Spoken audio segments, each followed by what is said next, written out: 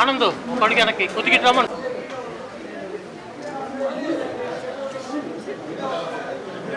Discharge అయిపోమని చెప్పి బలవంత పెడుతున్నారమ్మా.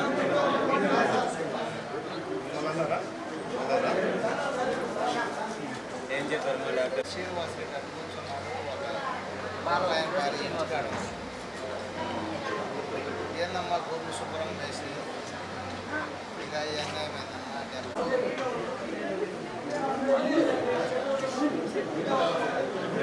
Discharge అయిపోమని చెప్పి బలవంత పెడుతున్నారమ్మా.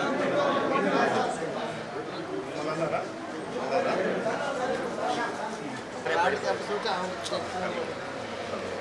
పడిపోయాను. మా షాప్లోకి వచ్చినప్పుడు నేను చూసుకుంటాను. దొంగన కూడా మాదేనా కూడా కానీ కానిస్టేబుల్ గారు ఎంక్వైరీ చేస్తారు. నేను మా మార్తలు అధికార పార్టీకి సంబంధించిన నాయకులు మీరు డిశ్చార్జ్ అయ్యి ఇంటికి ప్రకాశం జిల్లాలో జరిగిన రెండు వేరువేరు ఘటనల వల్ల తీవ్రంగా గాయపడి ఒంగోలు రిమ్స్ హాస్పిటల్లో చికిత్స పొందుతున్న బాధితులను పరామర్శించడానికి ఈరోజు ఇక్కడికి విచ్చేయడం జరిగింది. దురదృష్టకరమైన సంఘటన ఏంటంటే ఈ రెండు సంఘటనలు కూడా దళితుల పైన జరిగిన దాడి. రెండు సంఘటనల్లో బాధితులు దళితులు. రెండు సంఘటనలు కూడా అధికార పార్టీకి సంబంధించి అగ్రవర్ణాలకు సంబంధించి అధికార మదంతో జరిగిన దాడి వల్ల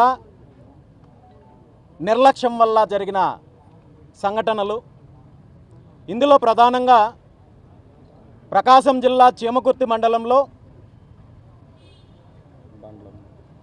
దళితులకు సంబంధించిన పొలంలో పశువులు వదిలారని చెప్పి ప్రశ్నించినందుకు, దీని మీద పోలీసులకు ఫిర్యాదు చేసినందుకు ఆ ప్రాంతానికి సంబంధించిన కొంతమంది వ్యక్తులు వీరిపైన విచక్షణారహితంగా దాడి చేసి కర్రలతో కత్తులతో బహిరంగంగా పట్టపగలే చంపడానికి ప్రయత్నం చేస్తే